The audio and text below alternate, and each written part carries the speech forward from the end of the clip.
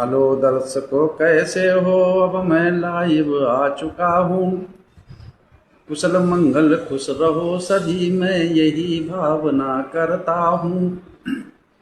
Follow subscribe करो न करो ये तो आपकी मर्जी है, पर चित्त लगा कर सुनते रहो बस यही हमारी अर्जी है।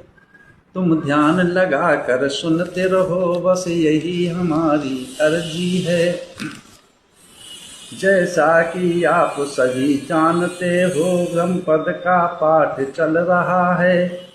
बाल बग्ग की 8वीं गाथा, दंपत का 67 आ रहा है।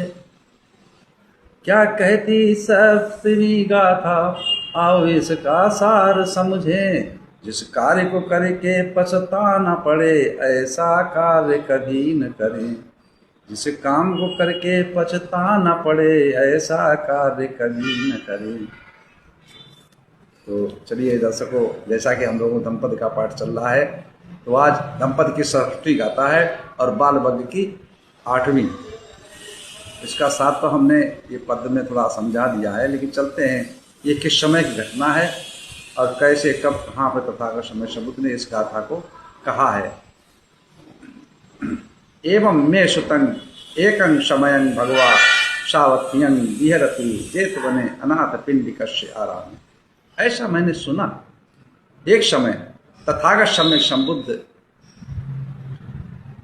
श्रावस्ती के अनाथ पिंड द्वारा हुआ बनाए हुए जेतवन आराम में विहर रहे थे, वर्षावास कर रहे थे। उस समय की वाक्य है, घटना है। उस समय भी गाथा कही थी, किस उद्देश्य से कही थी? तो एक समय तथागत समय संबुद्ध और उनके शिष्य आनंद दोनों लोग चारिका करके जा रहे थे, करने के लिए जा रहे, चारिका करने जा रहे। एक किसान जो था वो अपना हल चला रहा था खेत में, और सुबह दिन में वो हल चला रहा है, रात में कुछ चोरों ने किसी सेठ के यहाँ से चोरी की और उसके खेत में ही बैठ करके बंटवारा किया। जब बंटवारा किया तो उसमें कोई एक थैली वहां अंधेरे में छूट गई, वो वहां पड़ी रही। तो जिस समय तथागत समय संबुद्ध और आनंद उनके परम शिष्य जा रहे थे चारिका करने के लिए, तो उसके उसी खेत के पास से रास्ता था, वो अपना हल चला रहा। जब तथागत समय संबुद्ध की नजर उस पोटली पर पड़ी तो चित्त की भावनाओं से समझा उसको इसमें क्या है। तो उससे समझ करके फिर आनंद से कहने लगे, आनंद कि हाँ गुरु जी बोलिए, मंत्री जी बोलिए, कि देखा क्या कि वो जहर की पोटली पड़ी है। क्या कहा कि जहर की पोटली पड़ी है। आनंद भी समझ गए। तो आनंद जी कहा, हाँ भंते जी, वाकई में पक्की जहर की पोटली है। इसको कह करके अपने चले गए, चारिका किया, भिक्षाटन किया, भोजन प्राप्त करके अपने बिहार में आ गए, जेतवन में आ गए। इधर जो है कि वो किसान ने उस पोटली, जैसे भगवान बुद्ध की बात सुनी तो जहर है, तो उसने उस पोटली की तरफ देख करके उसको हल तो बंद कर दिया, बोल करके देखा, और देख करके उसमें देखा तो सोने चांदी की जेवरात पड़े। उसने उस पोटली लेकर के और वहां से उठाकर दूसरी जगह छुपा दिया और अपना हल चलाने लगा।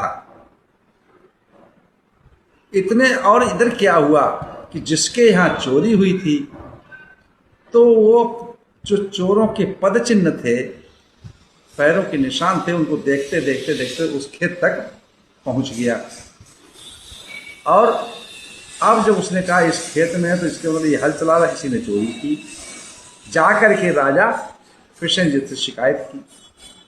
कृष्णजीत ने जाकर के उसको सिपाहियों को भेज करके और उसको पकड़वा लिया, किसान को। किसान को जब पकड़वा लिया तो वहां पे पहुंचा तो राजा ने पूछा कि तुमने चोरी की कि नहीं। एक बार पूछा, 2 बार पूछा, 3 बार पूछा, लेकिन वो नहीं करता रहा, चोरी नहीं की। फिर ये कहाँ से आया? कि मुझे नहीं पता। जब ये कहता रहा तो राजा क्रोधित होकर के बोला कि जाओ इसको मृत्यु दंड दे दो, इसको फांसी की सजा दे दो। सुना दी, फांसी की सजा सुना दी। अब सिपाही जो है लेकर चले जहां फांसी गिरह था, तो जल्लादी भी साथ में जा रहे हैं। अब वो जब लेकर के उसको चले हैं पुलिस वाले, तो वो क्या कहता जा रहा है, चित्त भगवान बुद्ध के तरफ पहुंच गया। देखिए ऐसे थे हमारे भगवान बुद्ध, ऐसे थे शास्ता, ऐसे थे अरहत, क्योंकि नाम मात्र से उनके दर्शन मात्र से मनुष्य का कल्याण हो जाता था। और उसने मन लगा दिया। अब वो कहता जा रहा रास्ते में, अपने बड़वाता जा रहा, आनंद देखो ये जहर की पोटली है, कि वो जो पोटली में जहर भरा हुआ।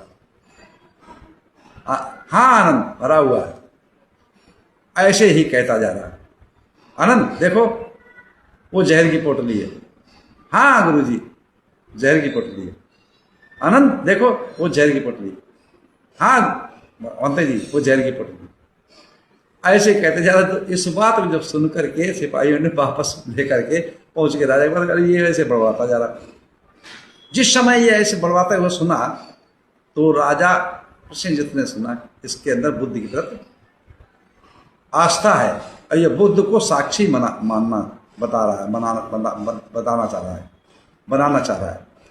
तो उस समय उसको लेकर के राजा प्रसेनजित पहुंचते हैं जेतवनाराम में, और भगवान तथागत सम्यक संबुद्ध के समक्ष उसको बिठा करके कहते हैं, शास्त्रा ये ऐसे ऐसे कह रहा है। तो उसी समय तथागत सम्यक संबुद्ध ने कहा कि ये अपनी तरफ से सत्य कह रहा है, लेकिन ये लालच में आकर के, लोभ में आकर के, मोह में आकर के इसने उस पोटली को दबाया। बाकी इसने चोरी नहीं की, ये चोर नहीं है। और जो मैंने कहा था वही बात समझ, ये जो है संपदा है,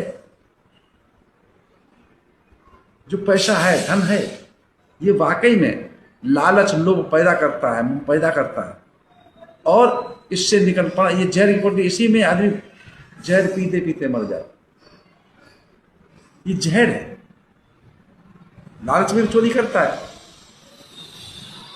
क्यों वैसे क्यों चोरी करेगा अच्छे भले में?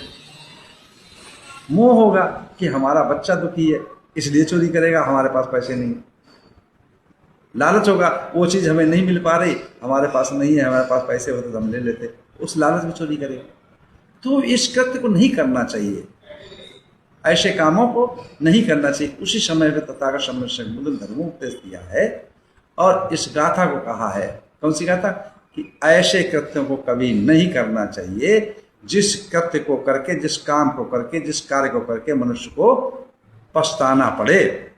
तो जो विज्ञ पुरुष हैं, जो ज्ञानवान हैं, जो समझदार हैं,